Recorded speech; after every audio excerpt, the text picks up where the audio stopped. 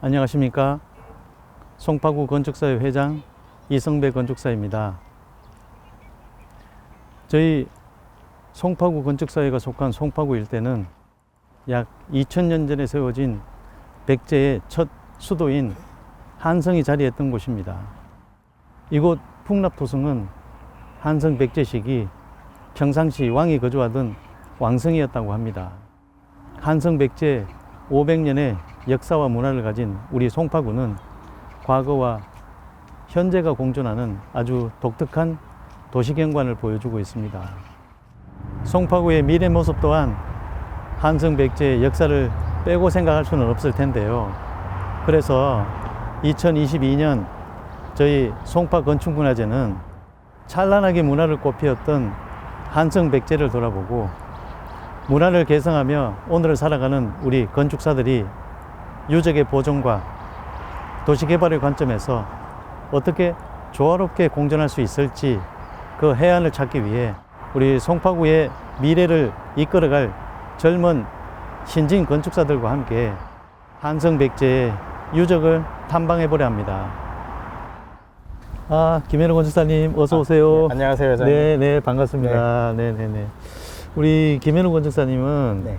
우리 송파구에 이렇게 큰 규모의 토성이 있는 것을 알고 있었나요?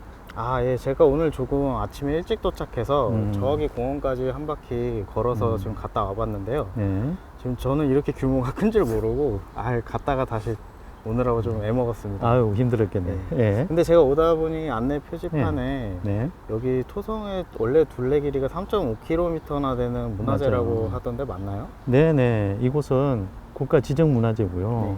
그리고 한성 백제는 두 개의 왕성이 있었는데 이곳 풍납토성과 네. 다른 하나는 여러분이 잘 알고 있는 인근 올림픽 공원 안에 있는 몽촌토성이에요. 네, 몽촌토성은 주민들에게 휴식과 산책로로 많이 애용되고 있죠. 그렇군요. 네. 그런데 이렇게 과거에 큰 규모의 토성을 쌓으려면 엄청난 재원과 인력이 투입됐을 것 같은데요. 그럼요. 이렇게 큰 규모의 성을 쌓으려면 네. 막대한 비용과 많은 인력을 동원할 수 있는 강한 힘을 가진 권력자가 존재했다는 것 아니겠어요? 그렇겠네요. 네. 그리고 그 권력의 중심에는 왕일 수밖에 없다는 것이겠죠. 네.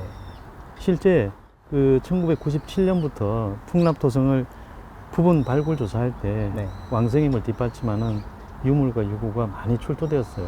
그렇군요. 네, 그런 것을 보면 이곳 풍납토성이 그 당시 중심지였음을 증명하는 거겠죠. 네. 자, 여기서만 이럴 게 아니라 네. 올림픽 공원에 가면 한성 백제 박물관이 있습니다. 예. 예, 그 박물관에 가면 이곳 풍납토성의 큰 규모를 한눈에 바라볼 수 있는 토성의 단면이 전시되어 있습니다. 한번 방문해 보시면 우리 송파구의 건축적 역사와 문화를 이해하는 좋은 시간이 될 겁니다. 예.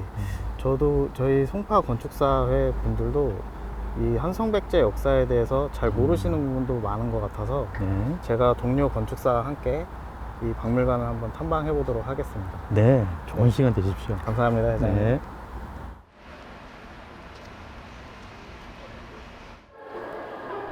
박순영 건축사님. 김현우 건축사님, 안녕하세요. 먼저 와 계셨네요. 네. 저는 여기 한성백제 박물관 처음 와보는데 네. 혹시 와보셨나요? 저는 이 근처 살아가지고 아. 올림픽 공원 올 때마다 종종 와봤어요. 여기 오면은 회장님께서 네. 풍납토성 규모를 한눈에 볼 수 있다고 하시던데요? 네. 아마 들어오시면서 보셨겠지만 이 뒤에 보이는 이 벽이 풍납토성의 동남쪽 흙벽을 얇게 떼어서 만든 전사벽이라고 하더라고요. 이게 거의 건물 4층 높이 정도는 돼 보이고 네. 이 최대 너비가 높이 한 4배는 돼 보이네요. 엄청 크죠. 이게 단면으로 보니까 더 커 보여요. 네. 저도 올 때마다 이 규모에 항상 놀라는데 이 풍납토성은 많은 인력, 높은 경제력, 발달된 축조술 이 세 가지가 모두 필요한 아주 큰 토목 사업이었을 거예요. 그 당시 백제의 힘과 기술력이 어느 정도였는지 유추해 볼 수 있는 아주 좋은 자료라고 할 수 있죠. 그런데 제가 또 한 가지 궁금했던 점은 네. 여기 풍납토성은 흙으로 쌓아서 만든 토성이라 부르는데 그렇죠. 몽촌토성도 같은 공법으로 축조가 된 건가요? 아니에요. 모든 토성이 이 풍납토성처럼 평지에 이렇게 쌓아서 만든 성은 아니었고요. 지금 박물관 밖에 있는 몽초원 토성 같은 경우에는 남한산성에서 이어져 내려온 자연지형을 활용한 성곽으로 풍납토성보다는 더 적은 인력과 물자를 들이고도 성을 쌓을 수 있었던 거죠. 그러면 몽촌 토성은 요즘 말로 자연 친화적인 토성이네요. 그렇다고 할 수 있겠죠. 여기 2층에 모형이 있는데 그걸 보면서 제가 조금 더 자세히 설명드릴게요. 네, 가시죠. 보러 가시죠. 여기 이 모형의 가장 큰 물길 보이시죠? 네. 이게 바로 한강의 백길인데요. 이게 백제 시대는 중국, 일본 등과 활발한 무역을 했던 나라기 때문에 이 한강변에다가 거점을 잡는 게 아무래도 유리했을 거예요. 그러면 이렇게 백길이 닿는 한강변에 인위적으로 토성을 쌓아서 그렇죠. 외부의 침입은 막고 동시에 교육은 활발하게 할 수 있는 그런 장소를 찾은 거네요. 아무래도 요 한강변에 거점을 마련했던 풍납토성을 주요 성으로 사용을 하고 저 뒤에 있는 몽촌토성은 네. 비상시나 전쟁 시에 왕의 도피처로 사용했다는 설이 가장 유력해요.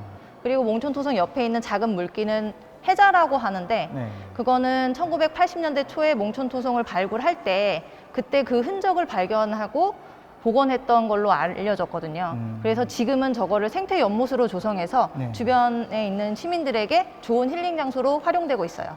그러면 저희 송파구 안에 축조 기술이 완전히 다른 두 개의 백제 토성이 있는 거네요. 그쵸. 저도 그게 제일 흥미로운데 같은 백제 시대의 토성이지만 하나는 순수하게 평지에서 쌓은 토성이고 뒤에는 산자락을 이용한 토성이거든요. 이 쓰임새와 축조술이 과거와 현재에 이르기까지 굉장히 다른 모습을 보여주고 있어요. 조금 놀랍게도 처음부터 지리적으로 상호 보완 역할을 해주는 그런 장소를 찾은 걸 보면 네. 그 당시 선조들도 지금처럼 계획적인 도시를 개발한 거네요. 그쵸. 그렇다고 할 수 있죠.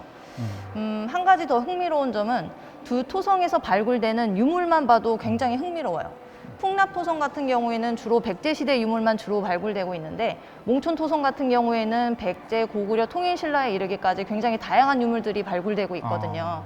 그래서 아마 몽촌토성은 과거부터 현재에 이르기까지 굉장히 다양한 모습으로 저희한테 이제 사용되어져 왔다는 증거죠. 네.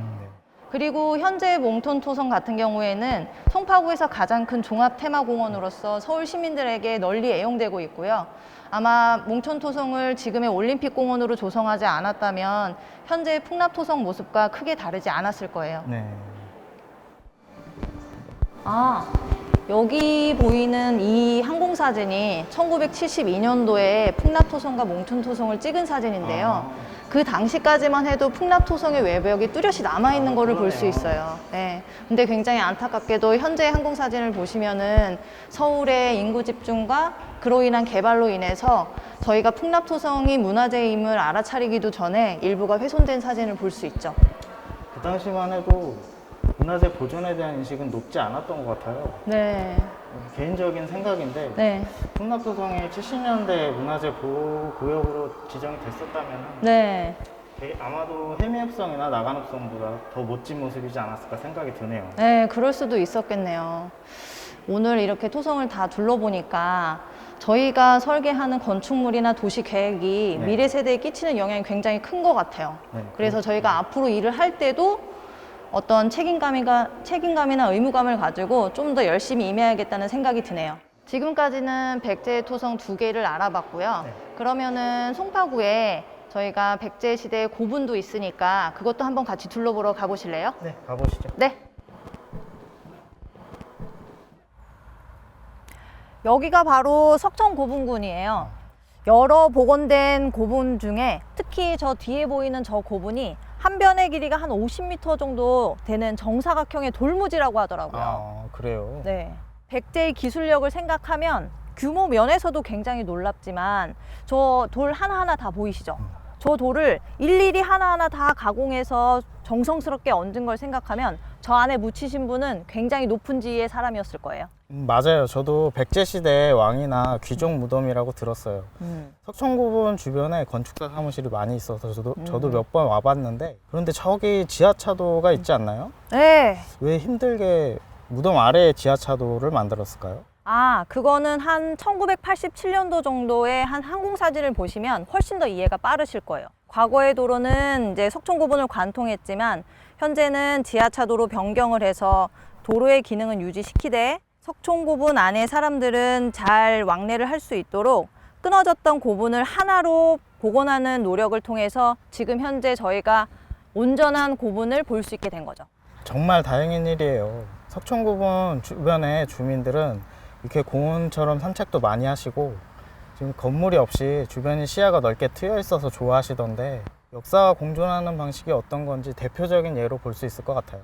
맞아요. 석촌고분이 이렇게 지역 주민들에게 사랑받는 이유는 아마 공원처럼 쉽게 접근할 수 있는 게 가장 큰 이유일 거예요. 앞에서 살펴본 두 토성도 그렇고 지금 이 석촌고분을 보면서도 드는 생각인데 저희가 문화재라는 거에 대해서 다시 한번 생각을 해봐야 될 것 같아요. 그러니까 개발이냐 보존이냐 뭐 이런 두 개의 경계를 칼로 자르듯이 막 이렇게 구분 지을 게 아니라 이렇게 공간은 시민들한테 이용할 수 있도록 개발을 하되 문화재는 보존을 할 수 있는 어떤 두 경계를 유연하게 할 수 있는 그런 방법들을 계속 고민해 봐야 될 것 같아요. 그렇네요. 이렇게 문화재가 음. 단순히 바라만 보는 대상이 아니라 저희 몽촌토성이나 석촌고분처럼 역사적 가치는 높이고 맞아요. 이제 사람들에게는 더 친근하게 다가갈 수 있도록 저희 건축사들이 도시와 건축을 고민하는 데 있어서 중요한 부분인 것 같습니다. 네, 저희가 이제 송파구에 이런 문화재들이 굉장히 많이 있잖아요. 그러니까 이제 송파구의 건축사 분들과 이런 지역 문화재와 어떻게 공존을 해야 되는지, 또 그 안에서 저희 송파 건축사가 할 수 있는 역할은 뭔지, 이거를 저희 송파구 건축사의 부회장님을 만나서 좀 더 자세한 설명을 한번 들어볼까요? 네. 네, 여기는 가을 정취가 만연한 풍납토성 내 백제문화공원에 와 있습니다. 여기서 부회장님을 모셔볼게요. 어서 오세요. 예.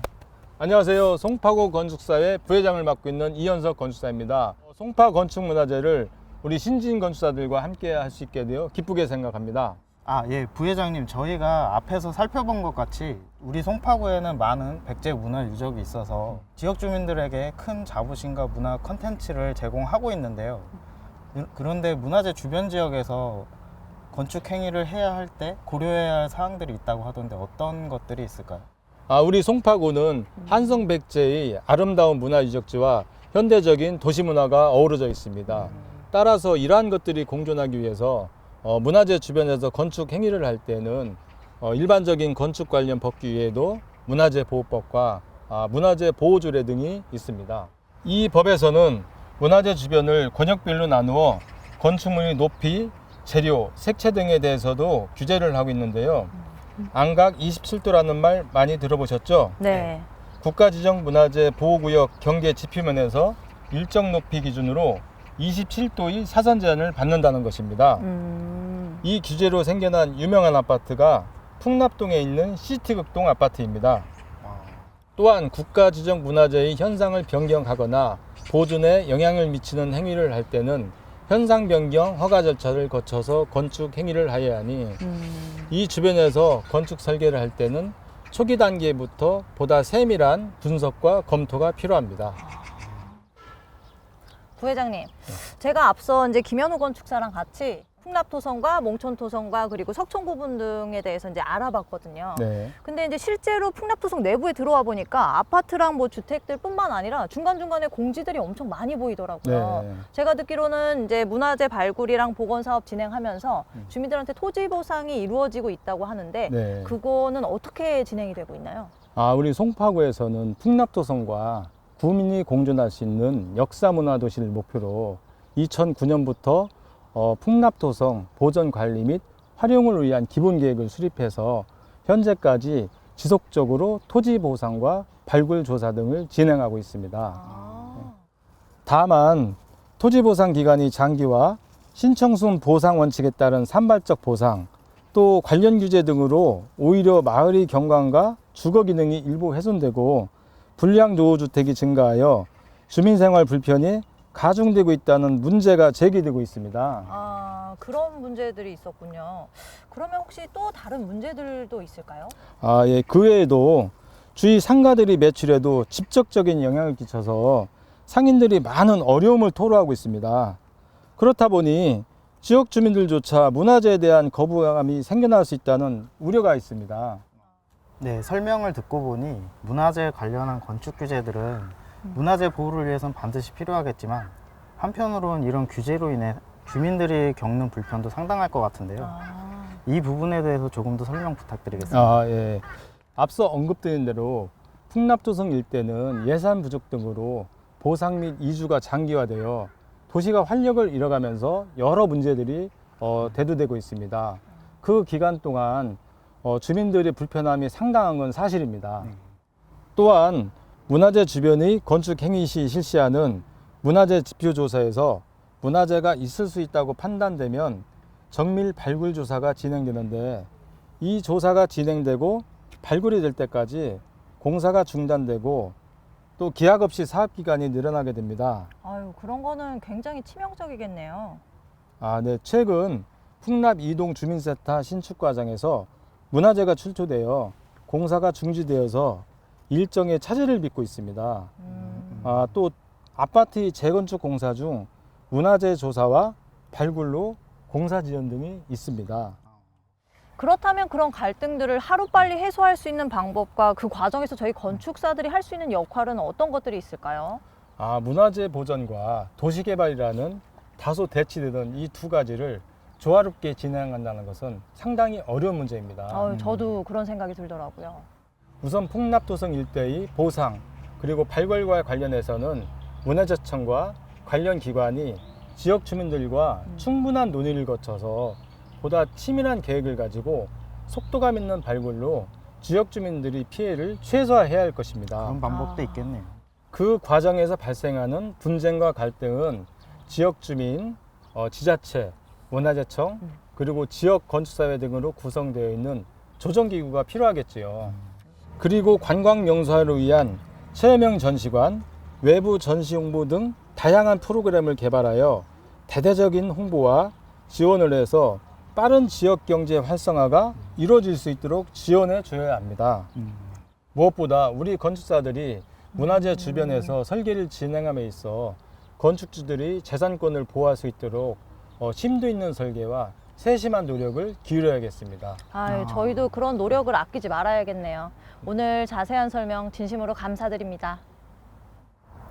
예, 저는 오늘 새삼 건축이 도시와 역사, 보존과 개발을 이루는 중요한 역할을 담당하고 있다는 생각이 들었습니다.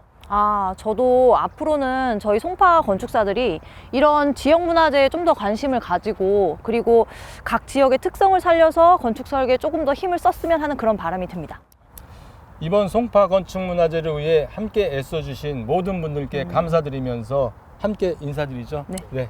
수고하셨습니다. 감사합니다.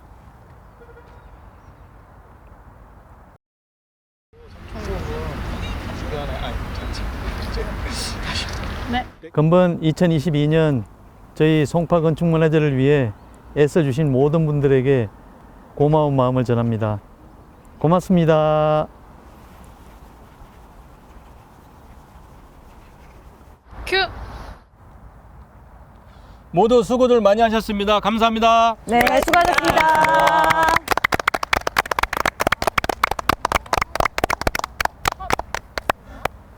와우. 너무 긴장되네.